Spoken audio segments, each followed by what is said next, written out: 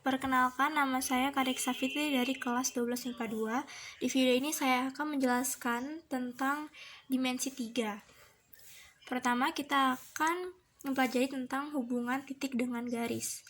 Nah, hubungan titik dengan garis itu ada dua macam. Pertama, titik terletak pada garis dan titik terletak di luar garis. Nah, contohnya yang titik terletak pada garis itu seperti ini. Misalnya kita punya garis K. Nah, di garis K itu ada titik A. Nah, di sini kita akan baca titik A terletak pada garis K. Jadi si titiknya itu terletak pada garis gitu. Yang kedua, titik terletak di luar garis. Nah, contohnya itu kayak begini.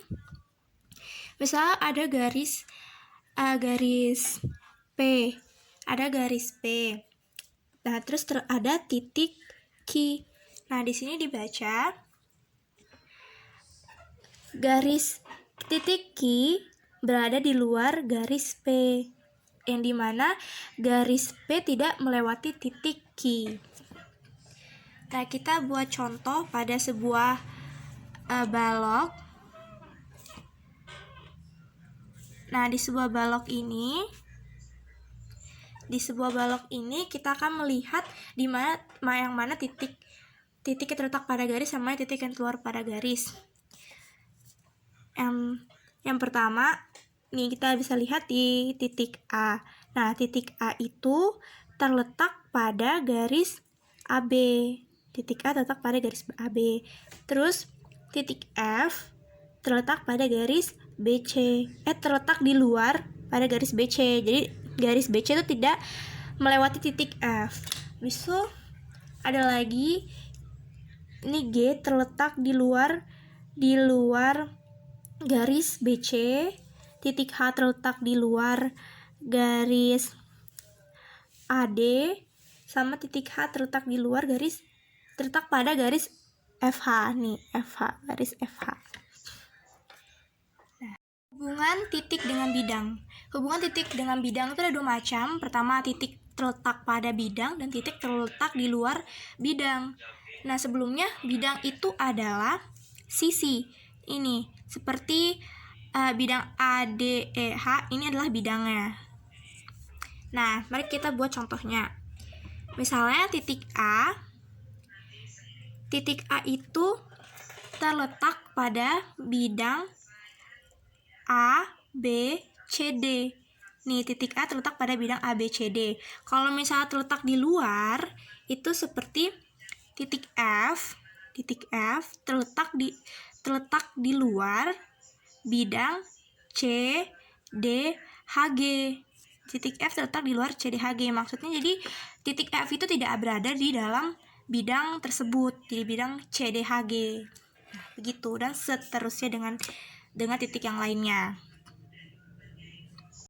Selanjutnya ada hubungan garis dengan garis. Nah, hubungan garis dengan garis itu ada 3 macam.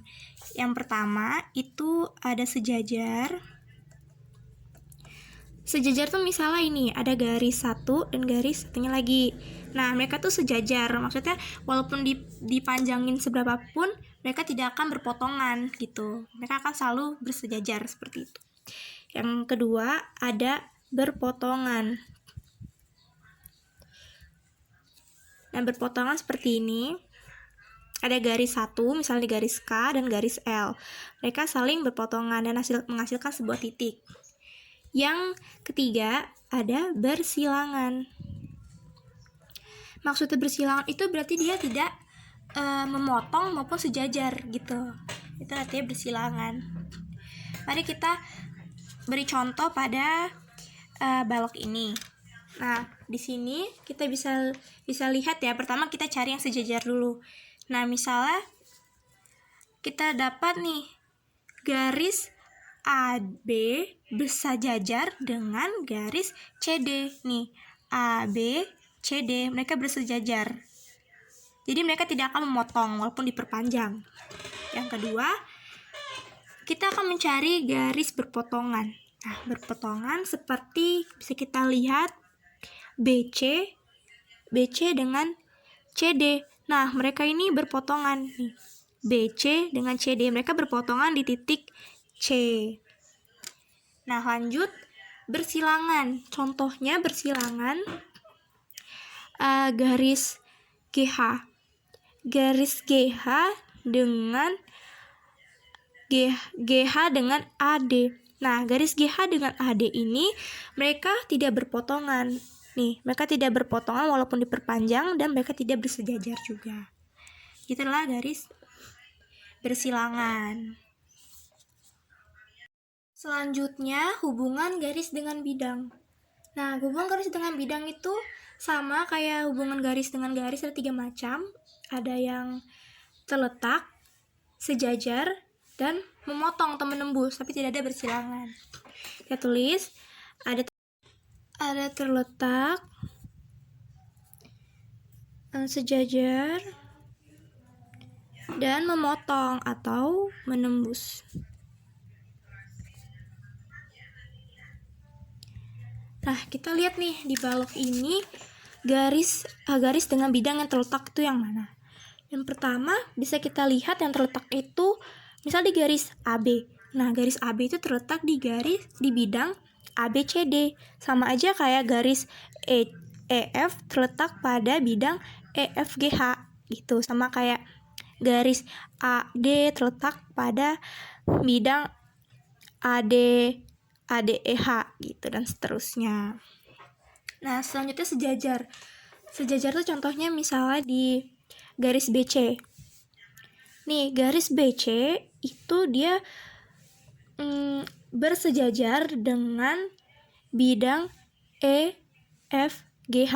Nih, BC bersejajar dengan EFGH. Selanjutnya misal garis AD bersejajar dengan EFGH dan mereka maksudnya tidak berpotongan dan selebihnya. Bisa yang ketiga, memotong atau menembus. Memotong dan menembus bisa kita temukan pada garis BC. BC dengan bidang CDHG. Nah, mereka itu memotong. Ini berpotongan di titik C, BC, CD, HG. Selebihnya seperti ini, EH dengan DHGE. Nah, mereka berpotongan di titik H. Itu. Hubungan bidang dengan bidang. Nah, hubungan bidang dengan bidang itu ada 2 macam. Yang pertama itu sejajar. Yang kedua, berpotongan. Nah, yang pertama kita bisa lihat ya di sini yang sejajar dan berpotongan. Pertama sejajar dulu. Nah, sejajar itu apa kita lihat di bidang ABCD dengan bidang EFGH. Nah, mereka itu bersejajar, tidak berpotongan. Bisa lagi kita lihat di bidang ADEH dengan BCFG. Itu bersejajar. Bisa juga ABFE dengan DCGH. Itu adalah sejajar. Lanjut, berpotongan. Nah, berpotongan itu bisa kita temukan pada bidang ABCD dengan ABEF. Mereka berpotongan nih. ABCD dengan bidang ini ABEF. Mereka berpotongan di titik A dan B. Bisa juga dilihat di sini nih, bidang EFGH berpotongan dengan bidang DCGH. Nah, mereka berpotongan pada titik EFHG. Gitu, dan selebihnya pada bidang-bidang yang lainnya. Nah, sekian video dari saya, semoga dapat dipahami. Terima kasih.